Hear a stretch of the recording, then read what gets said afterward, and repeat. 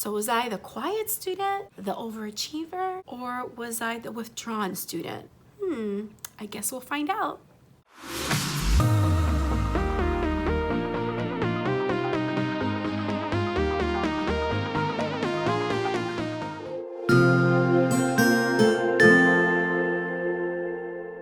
Hello everyone and welcome back to my channel. My name is Mariely Sanchez and I'm a 4th grade teacher in South Florida. Today I have a collaboration video for you. I am part of a collaboration that was started by Taylor from Teach Me Something Good, along with a group of other teacher YouTubers. I'll make sure I leave a link to the playlist down below. But this collaboration is all about I was that kid. So basically, Taylor asked us to sit down and share what kind of student we were when we were in school. And I have to say that I probably was more than one type of student in school, depending the age and where I was. So when I sit down and I think about what kind of student I was when I was in school, a couple of things come to mind. First of all, in Puerto Rico, it was completely different. Over there, I was a very social student. I knew a lot of people there because I was at the same school that I had been since kindergarten, and I was in that school in Puerto Rico until about the beginning of 5th grade.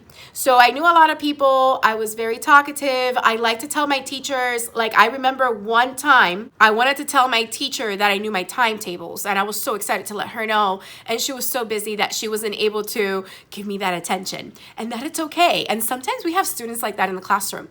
They finally get something or they're very excited about a topic, and sometimes we don't give them that time that they need to share their excitement. I would say that we need to try to at least give these kids a little opportunity to be able to share their enthusiasm for learning. Because if we don't, we might stifle that enthusiasm and they might not be as excited to share what they have learned or what they understand. So something to actually be on the lookout for. But once I made a transition from Puerto Rico to South Florida, things were different. For starters, I was in a new place where I didn't know the language, I didn't know the culture, and it was a big culture shock for me. So another student that I was the ELL student, the ESOL student, the student that is sitting in your classroom, not understanding the English language or not understanding how things are run in a classroom in the United States. I have to say that when that came to be, I became very withdrawn, very quiet. I hardly spoke out. I didn't understand what was happening in the classroom, at least that first year. The second year, yes, I understood. I knew conversational English and I wanted to try my best. But that first year, being in 5th grade, was challenging. One, I didn't know anybody, but I quickly made some friends. I made 2 friends that spoke Spanish, and they were able to help me out in class when I was confused. And we were very together our 5th and 6th grade year. And then, we moved on because each of us went to a different middle school because I had moved out of that neighborhood. But at the same time of me being that ELL student that didn't know English, I guess I was also quiet because of the home life that we had. Because when we came to South Florida, my parents didn't have a place of their own yet. So we were living with my uncle. So it was a very blended, multi-family kind of household where we shared a very small house.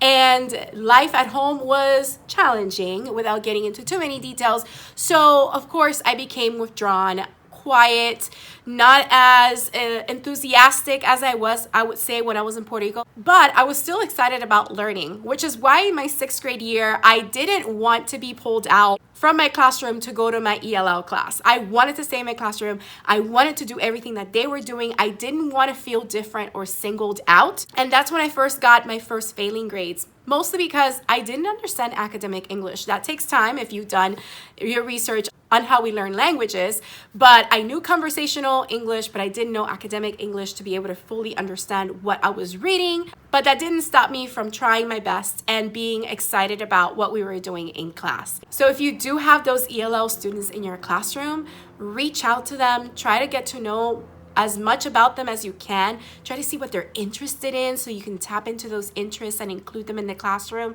Try to find different ways to make them feel like they are not isolated, that they are part of the classroom.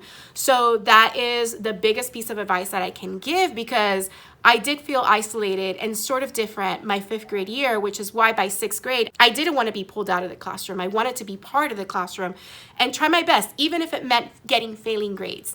So that was the other type of student that I was as well. The last student that I want to talk about that I was that kid would be middle school, mostly middle school, a little bit of high school.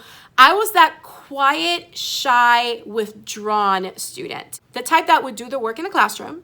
They would, get decent grades, but was very quiet, didn't have so many friends, didn't feel 100% understood by people. And I will have to say, I call my middle school years my dark ages because it was a really rough time for me because I wanted to feel included. I wanted to feel part of a group, but I wasn't. And it was kind of hard. And I was also bullied during middle school. So I was that kid too, the kid that was quiet, withdrawn, but bullied. And that's when I would say the first signs of my mental illness came out, but I didn't know about it at the time until an adult. But yeah, I went into a lot of depression. I went into not feeling like I belonged or that I had a lot of friends, even though I was surrounded by people, but I felt very, very alone.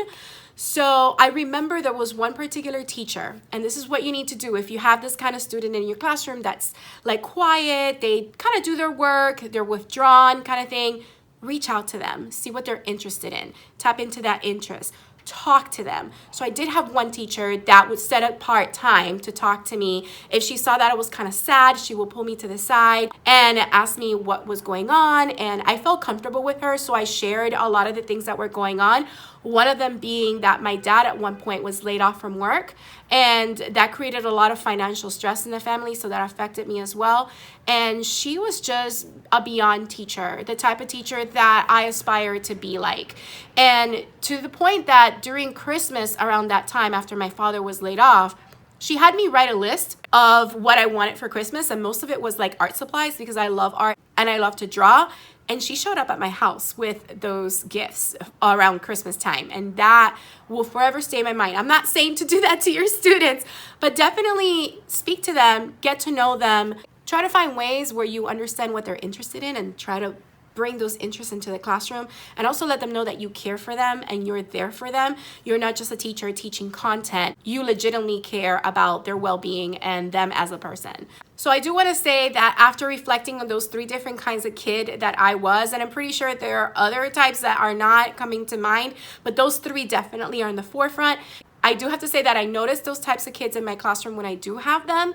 And yes, it does help me understand them a little more and find ways to talk to them, try to find out what they're interested in and include that in the classroom, and just try my best to be there for them. So I do believe like I understand them a little bit because I can somewhat relate to them and I'm able to help them the best way that I can. I think I pretty much addressed everything that I wanted to address in this video, where I identify myself as that kid, talk about why I believe I was like that, the situations that caused me to be that kid, and also how I feel teachers could address those kind of students in the classroom if you do have any one of these kids in the classroom. Now, there is one more kid that I remember that this was more towards high school. I was the kind of kid that was the overachiever. I wanted to achieve big goals and I wanted to do big tasks and get it done. And boy, did I ever. I achieved everything I wanted to achieve while I was in high school, except for maybe 1 or 2 things that turned out to be unachievable for me, like running for the president of a club in the region of where my school was. But I did win a scholarship to live for 5 weeks in Washington, D.C. on an internship because of that club. So again, high achiever. So my thing for you for high achievers is to let them know that it's okay to fail. It's okay to fail. It doesn't mean that they're a failure themselves. They just are learning from those situations and they will rise above those situations. Every time we stumble and we fail in life, that's just to teach us something that will make us stronger and then be able to achieve even more in the future. So if you have one of those students that is an overachiever and sometimes feels like, oh no, this failure defines me, it doesn't. So that is a bonus. I was that kid. So we went over 4 different ones for me because I just remember that one. And that one is an important one as well because me as a teacher of the gifted, I have a lot of those in my classroom. So I have to make sure I always remind them, hey, it's okay if you are not getting this the first time. It's okay if you didn't do so well on this. You're going to learn from it. It does not define you. You are not this grade. You are not this failure. You are so much more than that. So yeah, my friends, that's what I wanted to share in this hopefully short video. Hopefully it wasn't just me sitting here rambling and talking about all these experiences, but that you were also able to either learn a little bit about me or also get some ideas on how you can help students in your classroom.